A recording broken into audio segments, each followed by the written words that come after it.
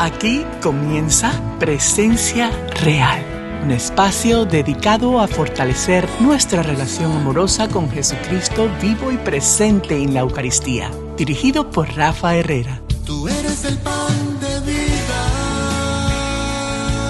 que sana. Tú eres el pan de vida que libera. Tú eres el pan de vida que santifica, el pan de vida eterna. Presencia Real. El doctor Ricardo Castañón es el presidente del Grupo Internacional para la Paz, que es una organización sin fines de lucro interesada en propagar los conceptos relacionados a la ciencia y los valores espirituales del hombre. Es director general del DIMI, que significa Discipulado de la Misericordia. Es doctor en psicología clínica, con estudios en Alemania, Italia, Colonia, Roma y Milán. Asimismo, realizó estudios de especialidad de psicoterapia en Londres, patologías en Francia, toxicopendencias en la Universidad de Berkeley, en California, bioquímica.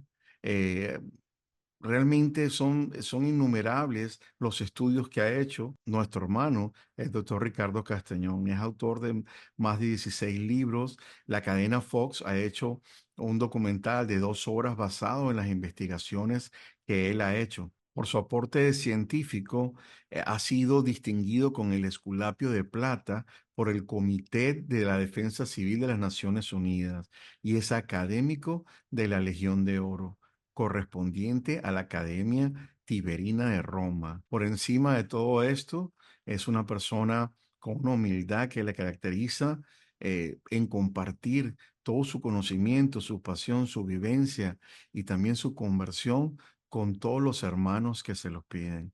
Sin más preámbulo, quiero dejarle y darle la bienvenida al doctor Ricardo Castañón. Bienvenido, doctor. ¿Cómo está? Un saludo cordial a toda su audiencia, a usted personalmente. Me es grato conversar y me pongo a su disposición. Gracias, doctor. Nuestro programa Presencia Real está cumpliendo en este momento su primer aniversario. Y realmente cuando habíamos ideado el programa, evidentemente uno de los primeros nombres que vino a mi corazón fue poder conversar con usted y lo tenía como que, bueno, ojalá esto se dé. Y mira cómo el Señor lo puso en el corazón y ahora se da esta gran oportunidad. Cuéntenos quién es el doctor Ricardo Castañón. Bueno, felicidades por su aniversario y me alegra todo esfuerzo que se hace para hablar de la presencia real de Cristo en la Eucaristía. Pues si Él decidió quedarse entre nosotros es porque sabe la necesidad que tenemos de su presencia. Soy el doctor Ricardo Castañón Gómez. Me he ocupado durante mi vida profesional de investigar campos de estudio en neurociencia, neuropsicología clínica, bioquímica cerebral, medicina psicosomática y también hice una licenciatura en filosofía porque me gusta el pensamiento. Pero más me he dedicado a la investigación de los mecanismos bioquímicos del cerebro, los neurotransmisores, en relación a la conducta humana. He escrito 21 libros, he dictado hasta ahora más de 4.500 conferencias en los 5 continentes, pero he sido ateo hasta los 44 años. O sea, yo no creía en Dios. Me formé en Europa, en la escuela de Jean-Paul Sartre, un filósofo existencialista ateo, pero yo no me volví ateo porque tuve alguna pelea con Dios, simplemente no lo conocí. Me dediqué al pensamiento experimental, empírico, a lo que tú ves, tocas, pesas y mides, y la dimensión espiritual estaba ausente. Esto se fortaleció también porque me formé en neurociencia con la doctora Rita Levi Montalcini, una premio Nobel, quien decía que hablar del espíritu era una ingenuidad. Pero gracias a Dios, desde hace 32 años soy católico y pues me alegra haber entrado al camino de la Eucaristía, a hacer investigaciones, y me ocupo desde 1999 a investigar signos y milagros eucarísticos. Wow. Doctor, ¿cómo se da ese paso suyo de ser un científico y estar en el ateísmo? ¿Qué hace ese clic en usted para poder creer en la presencia real de Jesús? Le pregunto esto de antemano porque el programa sale también como respuesta a esto del avivamiento eucarístico que estamos viviendo, ¿no? Y la cantidad de católicos que vamos a la Eucaristía, a la misa por costumbre y no reconocemos la presencia real de Jesús en la Eucaristía. ¿Cómo fue ese paso suyo de la ciencia a la fe? Yo tengo una expresión que ya la dijo hace muchos años un pensador inglés. El cerebro es como un paracaídas, solo sirve si se abre. Entonces, a veces las personas tienen estereotipos, pensamientos muy consolidados, estándar, que se mantienen a veces de manera irracional. Cuando uno hace investigación, uno puede hacer una hipótesis, pero no sabe si va a confirmar su hipótesis. Entonces, uno tiene que estar abierto a otras posibilidades, incluso a descubrir lo contrario de lo que estaba afirmando. Para mí fue una experiencia muy especial que estaba en Bolivia y una imagen de un Cristo tuvo efusión de una sustancia rojiza. Ese Cristo sangraba. Pero no se puede decir que sangre hasta que se haga el estudio. Yo estudié esa imagen, no tanto porque yo estaba buscando a Dios, sino porque pensaba en procesos mentales, o sea que telergia, telequinesis, o sea, siempre se piensa que el cerebro tiene unas capacidades extraordinarias y yo pensaba que aquellos que poseían ciertas imágenes y ocurría esto era su poder mental. Pues yo he estudiado estos casos al principio por una curiosidad neuropsicológica, incluso parapsicológica, aunque la parapsicología no es ciencia para nada.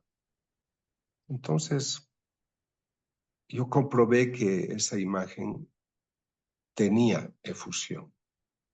Yo le voy a enviar una imagen a usted para que la tenga. Había efusión de sangre humana con glóbulos rojos, glóbulos blancos, ADN humano. Y entonces, esta fue la base para que, yendo a Buenos Aires en 1999, el reverendo padre Eduardo Graham de la parroquia Santa María en Buenos Aires me dijera: doctor, usted ha estudiado un Cristo en Bolivia. Podría haber unas hostias que tienen unas manchas que creo que son de sangre. Entonces yo fui a ver esas manchas. Y realmente, pues, había ya un documento hecho por una doctora de la zona que decía esto es sangre humana. Ese estudio lo hicieron en el año 93. El caso era del 92, pero el estudio lo hicieron en el 93. Entonces me dijo: usted estudió esa imagen, ¿por qué no estudia esto? Era el 99. Tenía dos hostias, una del 92 y otra del 96. En esos años tuvieron la efusión. Entonces yo le dije que sí. Y empezó un estudio que hice obviamente junto a otros colegas que colaboraron noblemente. Y demostré que había sangre humana, que había tejido, obviamente esto ya hicieron los histopatólogos, los especialistas, demostrando que había músculo del corazón vivo. Encontrar en la sangre leucocitos, glóbulos blancos, vivos, activos. Cuando la efusión fue el 92 y el estudio recién se hace el 2004, el 2002, el 99. Encontrar que hay ADN humano, pero sobre todo leucocitos activos, vivos. Los leucocitos fuera del organismo, a los 5 minutos o a los 60 se desintegran. Entonces, encontrar que había ahí elementos vivos era un gran descubrimiento y además contradecía toda verdad científica. Esta célula tiene que estar muerta por apoptosis, destruida, deteriorada. Y estaban frescas, ¿no? Wow. Más conmovedor fue cuando en otra hostia que en Argentina en México, en Tixla tuvo efusión en 2006, octubre. Y en febrero de 2010 yo hago el estudio para ver si en la capa inferior a la sangre coagulada en la parte superficial, si yo encontraba algo. Y debajo de la sangre coagulada había sangre fresca. Wow. Esto fue de mucho impacto, porque de acuerdo a especialistas ya conocen mejor que yo la hematología, la ciencia de la sangre, dicen, el doctor Castañón no ha encontrado acá una gelatina hecha de sangre. Si ha encontrado sangre fresca, es porque la hostia consagrada, que decimos que es el cuerpo de Cristo, se comporta como un cuerpo humano que está creando el proceso de hematopoiesis, o sea, fabricando sangre. Está fabricando los elementos formes de la sangre, glóbulos rojos, glóbulos blancos. También hay plaquetas, pero no encontré yo plaqueta en ese estudio. Entonces, creo que esto tiene que ser muy conmovedor, porque está dando, digamos, un sostén sólido a la transustanciación. El pan que te doré es mi carne. Yo soy el pan vivo bajado del cielo. Para que usted, que en este momento, joven, yo más mayorcito, estamos produciendo sangre en este momento, necesitamos hueso, médula ósea y todo ese mecanismo complejo de hematopoiesis. Y estamos vivos actuales. Pero lo mismo está ocurriendo en esa hostia consagrada. Así que creo que aquí hay una respuesta muy sólida y seria que sostiene la veracidad de la transustanciación a través de las manos del sacerdote, por la invocación al Espíritu Santo y las palabras de Jesús. El pan se convierte en carne, el vino en sangre. Esta es la maravilla de nuestra fe. Mientras hacía esas investigaciones, usted era ateo. No, yo ya había estudiado la imagen del Cristo y todo eso Okay. ya me había ido conmoviendo y hoy entré a la Iglesia Católica. Poco antes inclusive estudié las apariciones de la Virgen en varios países del mundo. Yo ya esos momentos, estoy hablando, estos resultados ya son del 2002, 2004, 2006. Yo esos momentos ya era católico. ¿En cuántos milagros eucarísticos ha tenido la oportunidad o a cuáles milagros eucarísticos usted ha tenido la oportunidad de estudiar y analizar dentro de su experticia?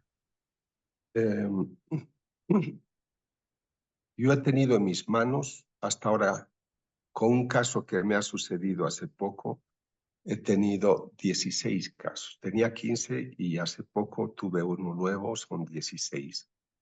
Pero algunos, por ejemplo, tengo un caso muy hermoso de Centroamérica, donde la efusión no solamente es de la hostia, es también del vino. Hemos encontrado todo lo que hallamos en otros lugares: sangre humana, ADN humano, glóbulos blancos, tejido del corazón infartado. Pero el obispo del lugar es un arzobispo que piensa que el mejor modo de mantener esto es cerrado en el tabernáculo de su obispado y no quiere hablar del tema.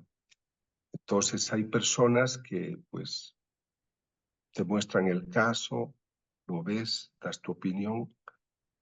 Algunos solicitan la investigación, como me ha ocurrido en estos días. Estoy muy contento por ello porque es un nuevo caso. Pero otros no quieren proceder a una investigación. O si lo he hecho, como en este caso de Centroamérica, prefieren no hablar de ello. Imagínese usted. Esta es Imagínese una usted. pena porque hay algunos que en su formación, obviamente yo respeto la opinión de todos, pero soy un investigador, soy un profesor universitario. Yo pienso que si hay un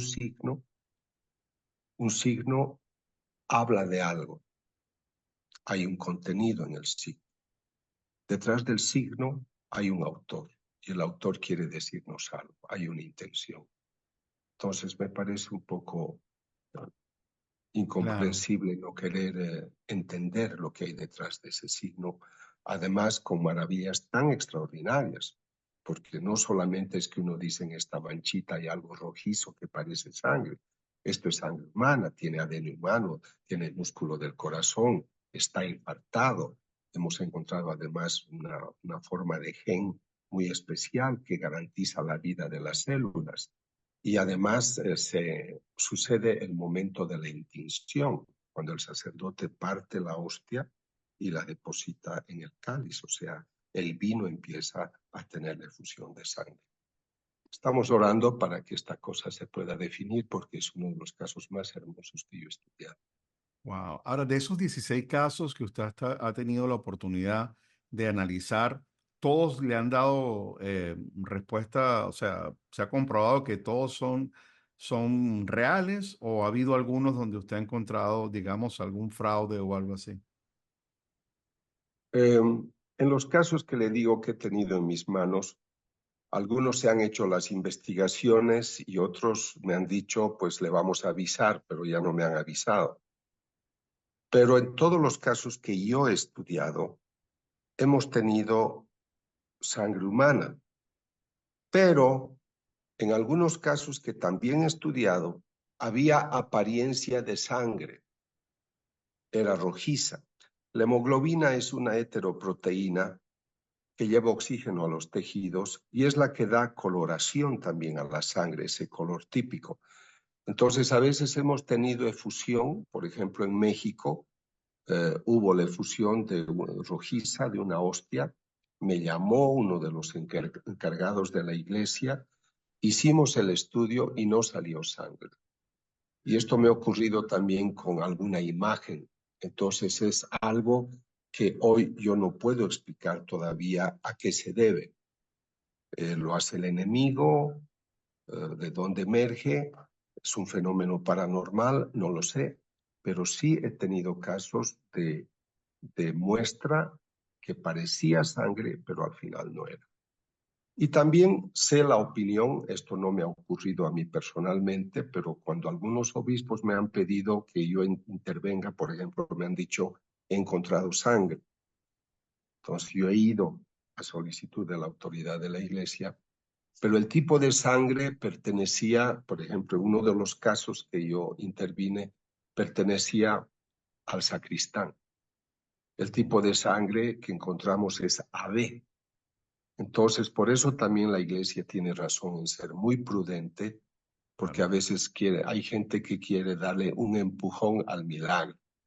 Y en ese As- sentido yo soy severamente rígido porque la ciencia tiene que ser impecable, perfecta, y estos días que estuve con un obispo por un nuevo caso que estoy empezando a estudiar, yo le dije, yo trato de dar un resultado no 100%, sino 1000 por 1000, porque acá uno no se puede equivocar.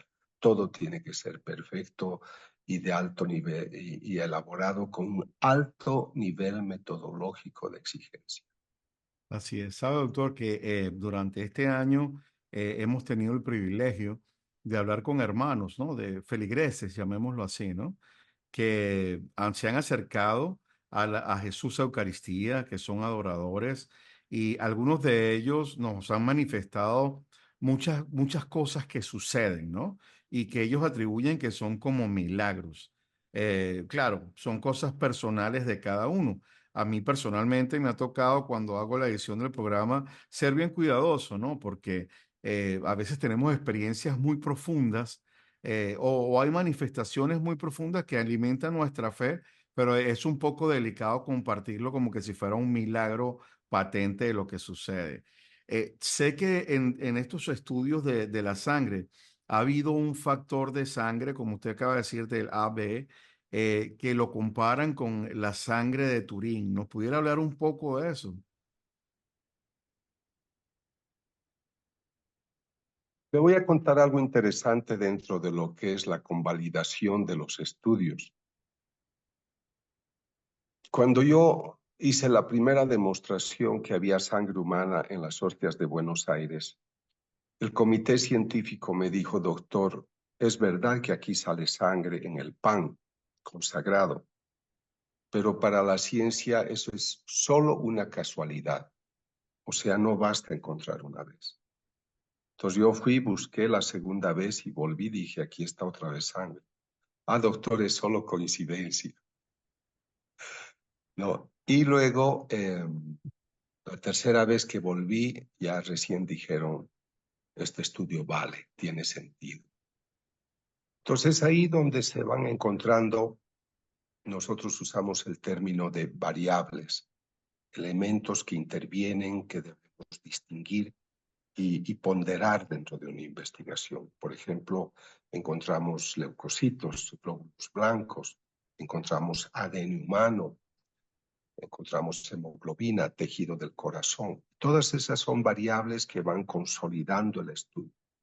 Una de estas variables fue encontrar el tipo de sangre AB. Y esto, dentro de las hostias, ya a mí me había llamado la atención porque el profesor Odoardo Linoli, que es el médico histopatólogo italiano que estudió en 1970 la hostia y el vino de Lanciano, él determinó que el tipo de sangre era AB. Entonces, cuando nosotros hicimos las investigaciones, encontramos que también el tipo de sangre era AB. Y para todos nosotros esto fue una feliz referencia porque coincidía directamente con el tipo de sangre encontrado en la Sábana Santa de Turín y en el sudario de Oviedo. Entonces, obviamente una variable no es suficiente, no puedo decir tipo de sangre AB y todo vale, pero dentro de todo el conjunto, para nosotros encontrar, por ejemplo, gracias a los cardiólogos, patólogos, forenses, encontramos de que las estrías del corazón son estrías lesionadas por un infarto del corazón. O sea, el paciente ha sufrido, ha sido maltratado.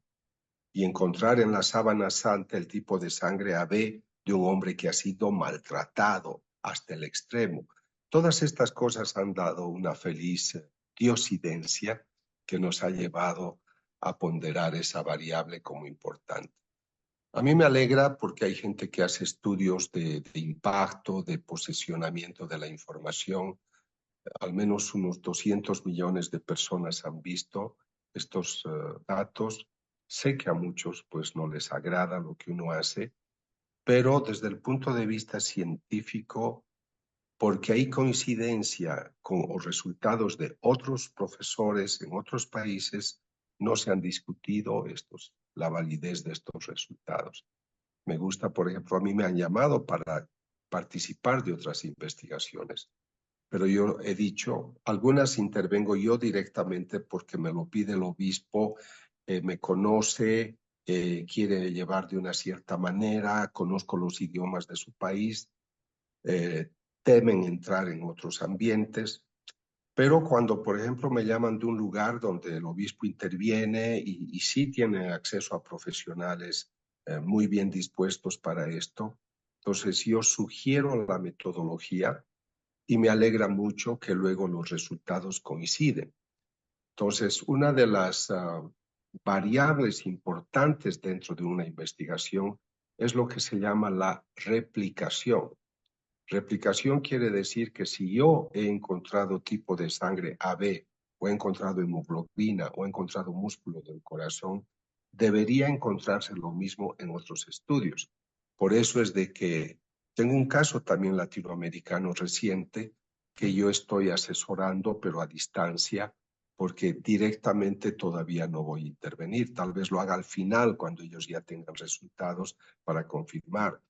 Pero creo que es muy importante no participar en todo para que a través de la replicación se confirme una exigencia de la metodología de la investigación científica. En este lugar se encontró esto y en este otro lugar también, y aquí también, y aquí también. Eso es lo que hace los resultados mucho más valiosos.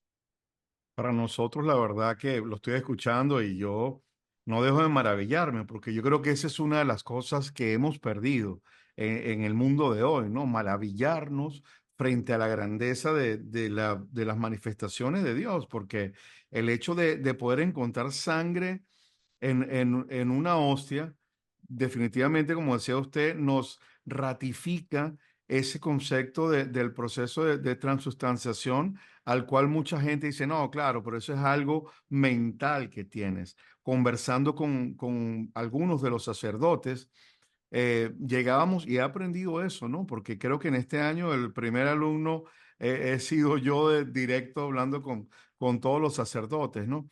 Pero decían de que deberíamos, nuestra fe en la presencia real, la tenemos que unir no solo al proceso de transustanciación, sino realmente a todo lo que trae por consecuencia, ¿no? Eso. Esta sangre, el hecho de que exista la sangre, nos ratifica de que Jesús vive en la Eucaristía y es un poco lo que hemos estado tratando de convencer a la comunidad que nos sigue a través de Presencia Real de este programa.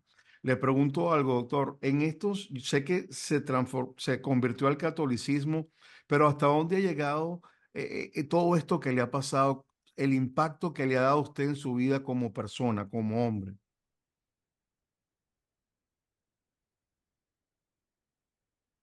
Me gusta la cita de Génesis 1, 26, 27, donde el texto dice que Dios crea al hombre a su imagen y semejanza.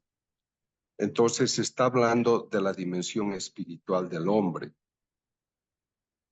Nosotros nos hemos quedado, y por eso se habla de la ciencia materialista reduccionista, porque nos hemos reducido a la materia, al dinero, al placer, al poder. Nos hemos reducido a vivir en este mundo que, si bien pues lo queremos y tratamos de cuidarlo, aunque no lo hacemos bien, es una referencia temporal, y el hombre ha querido o está queriendo construir aquí su paraíso.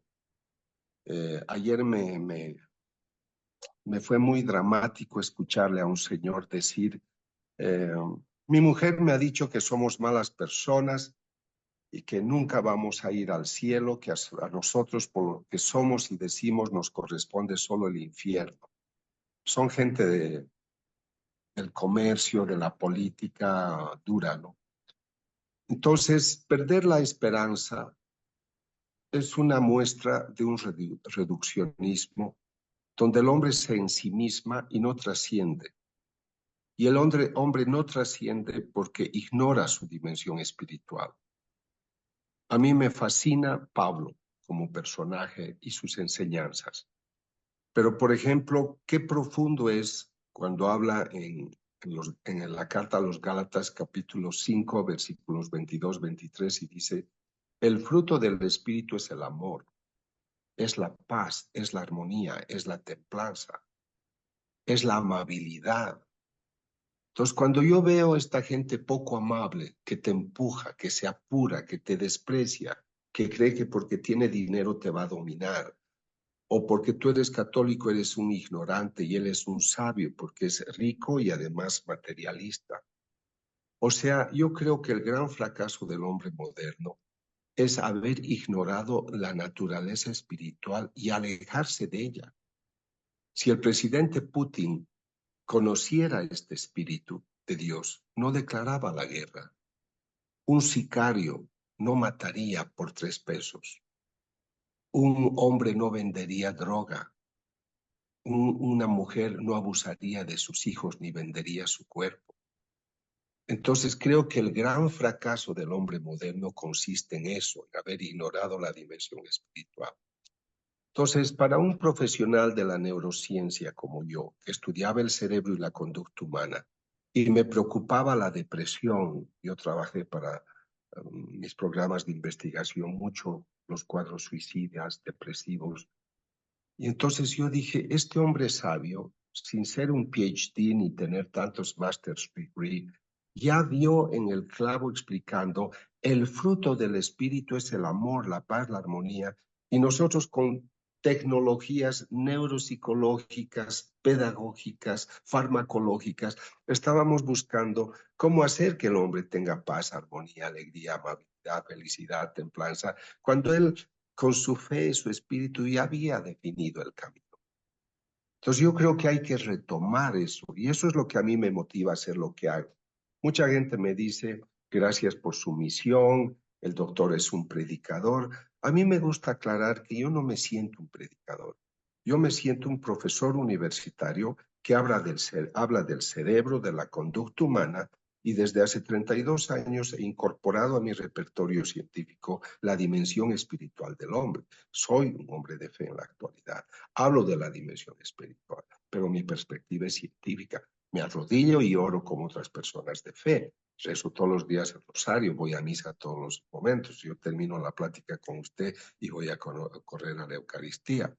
Pero a lo que quiero llegar es de que el hombre tiene una dimensión espiritual que todo este cambio que me ha tocado vivir, gracias a Dios, me ha descubierto. Y estoy totalmente fascinado de haber descubierto un Dios vivo.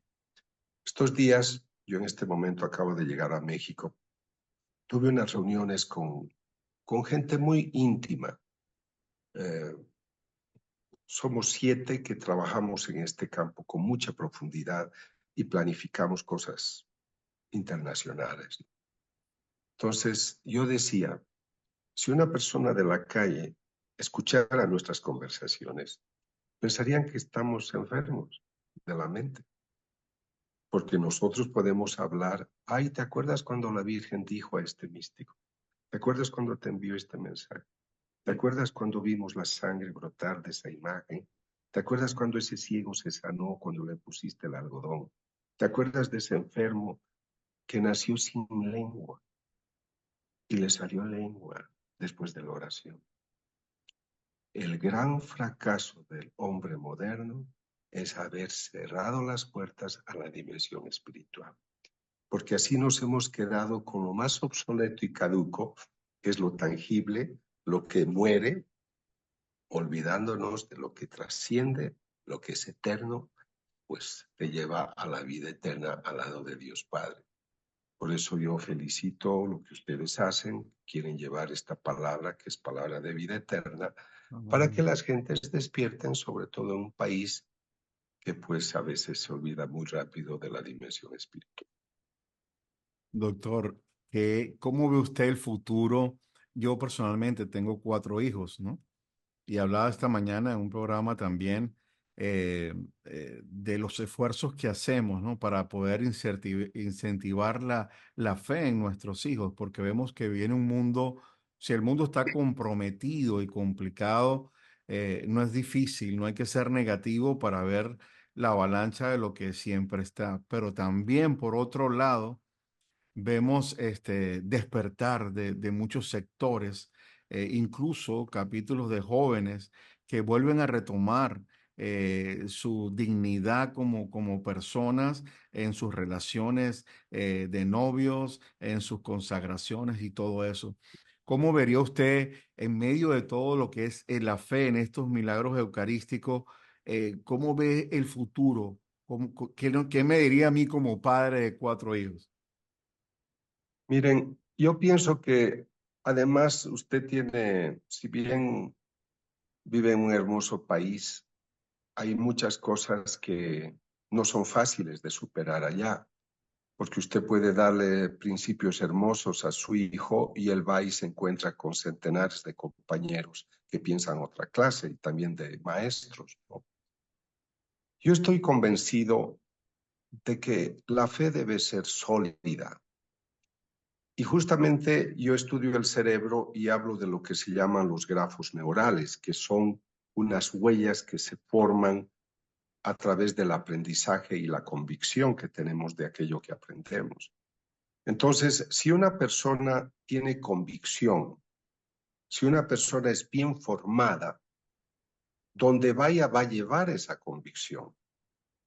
Yo tengo el caso muy bonito de una joven, hija de un compañero mío, católico, de 20 años, que le dijo a su enamorado, mira, puedo estar contigo hasta las 11, porque 11:30 debo estar en misa con mis papás, es domingo. ¿Qué cosa? Que voy a misa. ¿Que tú vas a misa? Así que ahora yo salgo con una monja. ¿Por qué? Le dice, ¿Dios no te importa? ¿Cómo me va a importar Dios? Yo soy un hijo del siglo XXI, soy un millennial. Le dice, ¿de verdad que no te importa Dios? No, Dios a mí no me importa. Y ella le dijo, bueno, amigo, si a ti Dios no te importa, tú a mí tampoco me importas. Hasta luego. Así es. Entonces, es cuestión de convicción. Entonces, para poder salir a la calle, a los hijos hoy hay que vestirlos de gladiadores, de luchadores fuertes en la fe, con convicciones para que salgan afuera. A pesar de que nosotros somos mayores, o hablo de mí, yo encuentro también ambientes muy difíciles y adversos, no solo pero entre los ateos y no creyentes, sino también lamentablemente en medio de los que se dicen hermanos católicos. Pero yo he escrito un libro que se intitula Cita en el Jordán sobre el Espíritu Santo. Me tomó 11 años y medio escribir ese libro porque me apena la ignorancia que tenemos del Espíritu Santo. Por eso le hablaba del fracaso espiritual que hoy tenemos. Y he descubierto el valor, fuerza y poder de la unción del Espíritu Santo. Entonces, yo creo que una persona en gracia, como no puede armarse con muchas tecnologías humanas porque a veces otros dominan mejor, la unción es un poder. Yo estaba interesado en ir a un lugar donde había un monseñor católico, no era obispo, pero un monseñor de mucha influencia. Entonces dijo, no, no me gusta ese doctor porque él habla también de apariciones de la Virgen, de milagros, del Cristo que sangra. Yo no quisiera, o si ustedes le dicen que venga, que dé su plática sobre el equilibrio emocional y la paz interior, pero que no toque los otros temas. Está muy bien. Llegué al lugar, di la conferencia tal como él quería, en la noche nos llevaron a cenar, se sienta a mi lado y me dice, doctor, quisiera por favor que me hable de los milagros que usted estudia, que me cuente del Cristo que sangra y que me hable de toda la... O sea, fue él que solicitó, porque de eso ya se encargó el Espíritu Santo, no yo. Entonces yo creo que tenemos una ignorancia sobre todas las armas e instrumentos que nosotros tenemos. Caminamos como solitarios, como personas pobres, sin influencia, y nosotros somos hijos del más poderoso de la tierra y tenemos la luz más fuerte, incandescente, que es la del Espíritu Santo, y no la usamos. Yo doy talleres sobre el Espíritu Santo, sobre este tema Cita en el Jordán, el Espíritu Santo en tu vida. Y yo hago encuestas. He estado incluso, lo digo con todo respeto, con grupos especializados en el Espíritu Santo y cuando hemos tratado los temas, ignoraban, no conocían a la persona del Espíritu Santo, no conocían la experiencia preciosa de Elías y Eliseo cuando recibe la unción, que es la piedra fundamental para todo proceso de conversión. Entonces, creo que hay que formarse también, por eso el profeta dice, tu pueblo perece por ignorancia. Entonces yo recomiendo por eso a los católicos que recen, que lean la Biblia, que lean el catecismo, y así no van a afirmar, como les ha ocurrido en Estados Unidos, que el 69% de los católicos cree que la presencia de Cristo sea simbólica en la Eucaristía y no real. Eso es solo falta de información. Y ese es el estudio que hizo Pew. Pero cuando el grupo CARA de la Universidad de Georgetown hizo el estudio, demostró que 49% de la gente tampoco creía en la presencia real de Cristo en la Eucaristía. O sea, en el fondo, estaba confirmando esa Correcto. distorsión que había. Así que la gente necesita información, pero también no solo es que no ha tenido la información, han querido aprender una profesión y han ido a la universidad porque tenían sed y necesidad. Pero si no conocen la palabra de Dios es porque no recurren a esa fuente, porque no sienten la necesidad ni la urgencia. Entonces hay que motivar. Y esto que usted hace con sus programas, la radioemisora, los canales, pues están tratando de despertar esa sensibilidad al mensaje, a la palabra de Dios. Así es, doctor, de verdad que muy agradecido. Yo sé que no hace falta para una persona como usted darle el agradecimiento, ¿no? Por este detalle de compartir con nosotros y poder mover a esta comunidad que que estamos en esa búsqueda del aprendizaje para acercarnos más a Jesús. Usted hablaba de esta relación, esta situación que sucede en Estados Unidos.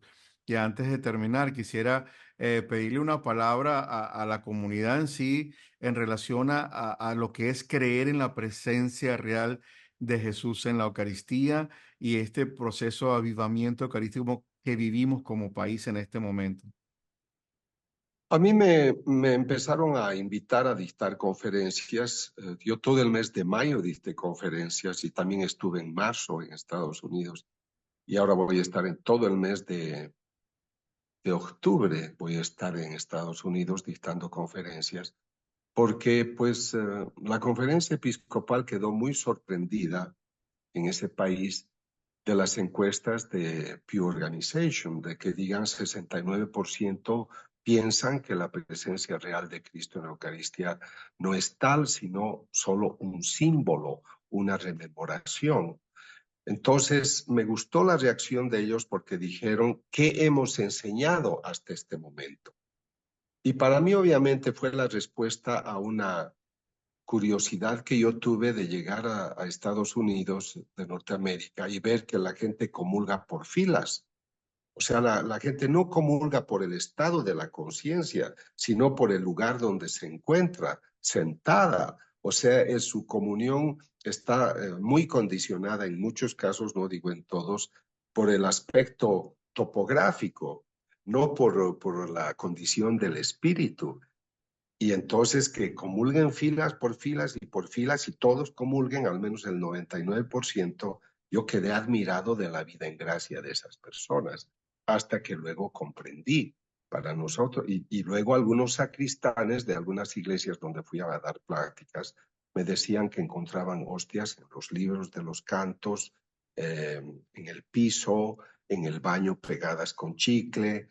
O sea, la gente pues hacía muchos sacrilegios por la facilitación que tenía de acceder a la Eucaristía sin comprender lo que eso realmente significaba.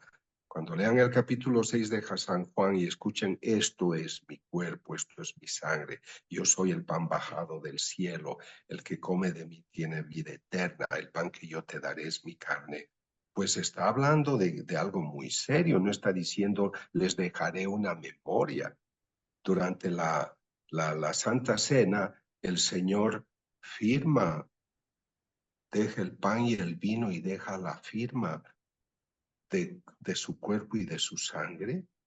Y en la cruz pone el sello, porque ahí se está derramando ya su sangre en su cuerpo destrozado. ¿Cómo se puede pensar en que eso es un símbolo?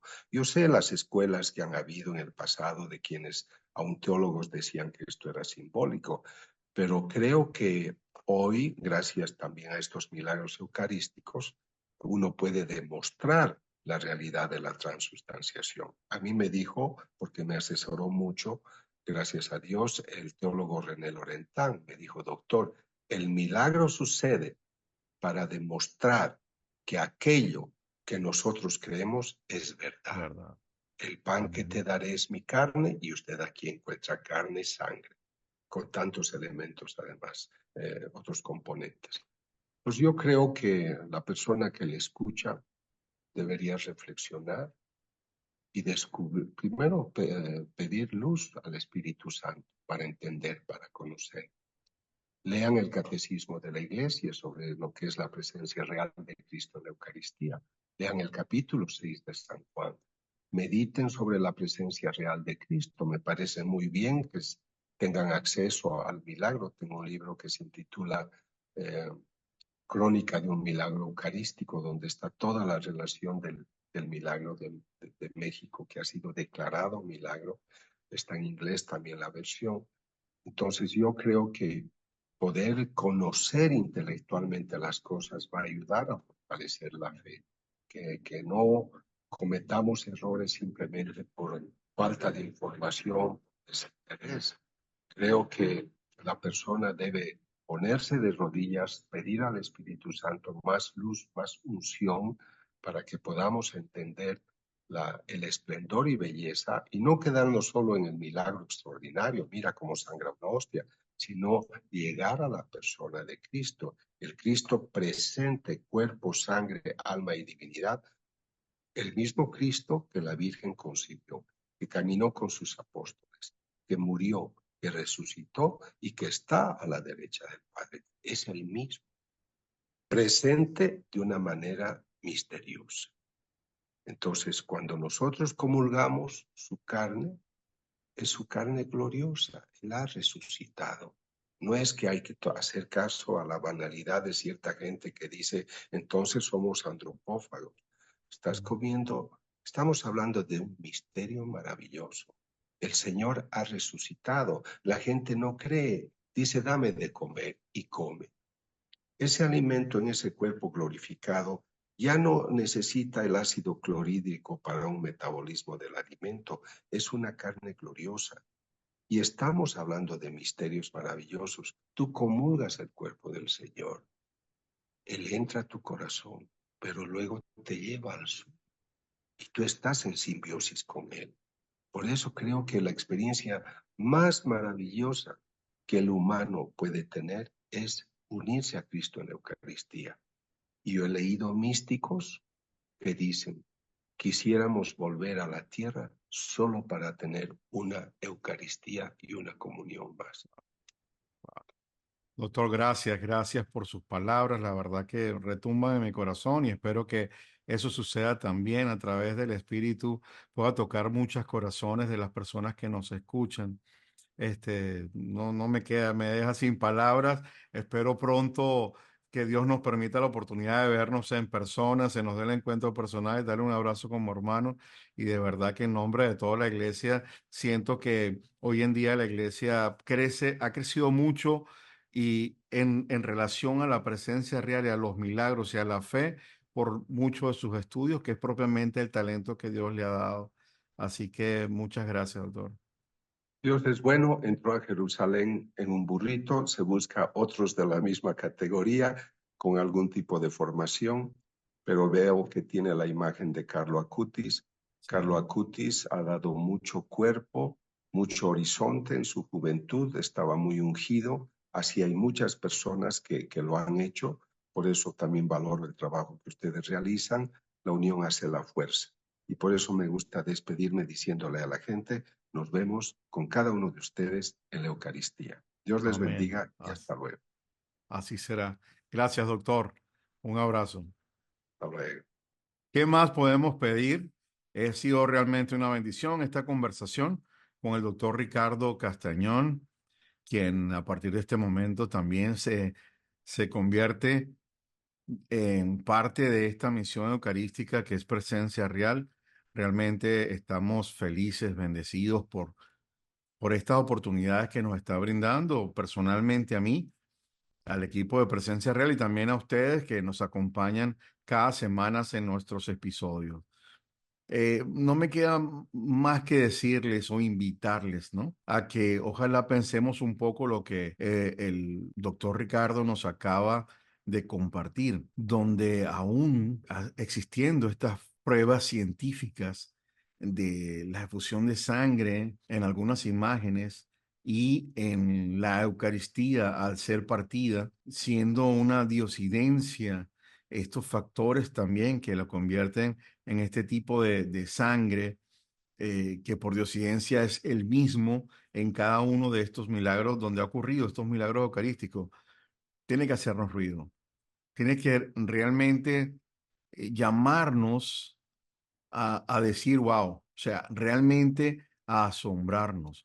Permite que tu corazón se asombre frente a realidades como estas, más que a cualquier realidad del mundo que cosas que suceden realmente vacías y que muchas veces nos dejamos impresionar por cada una de estas cosas que suceden a nuestro alrededor, mientras que tenemos cosas como estas que definitivamente dicen mucho porque están hablando de nuestra salvación, de la mía, de la tuya, la que tenemos que realmente tratar de conseguir por la gracia de Dios y con nuestro esfuerzo personal y nuestra fe. Así que los invito a que profundicemos un poco más en este tema y los invito a que hagan su trabajo también en la internet.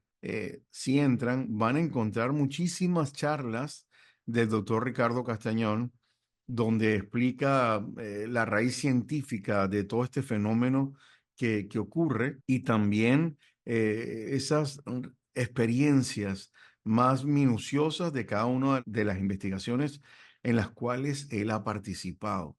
Entonces te invito a que hagas tu trabajo igual, eh, que sigamos sus recomendaciones en ciertos libros que sería interesante leer.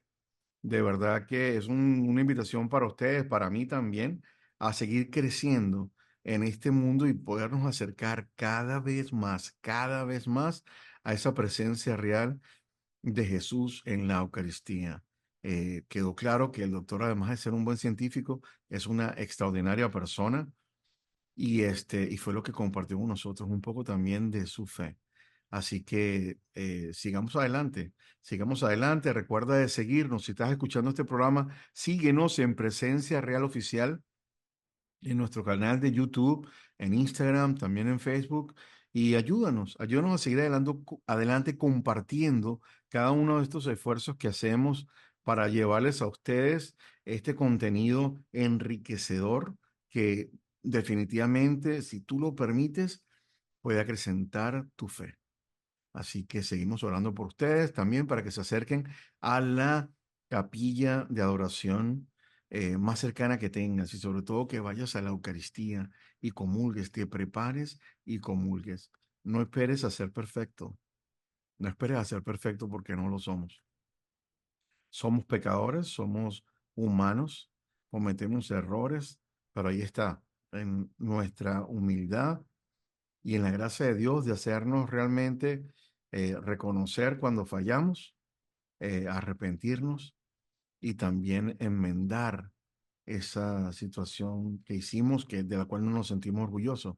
Pero si no hay nada que te lo impida, comulga. Y si no, recuerda, en algunos de los capítulos hablamos de la comunión espiritual, que también es uno de esos recursos que tenemos dentro de nuestra iglesia, donde podemos realmente recibir a Jesús espiritualmente. Así que ahí les dejo esa tarea.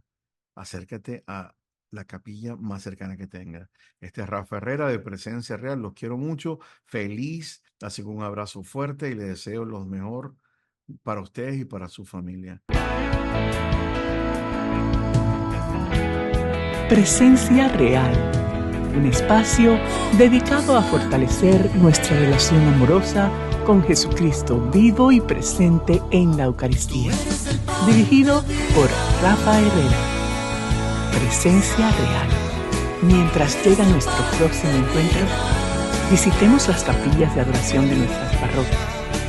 Avivemos el amor por Jesús Eucaristía.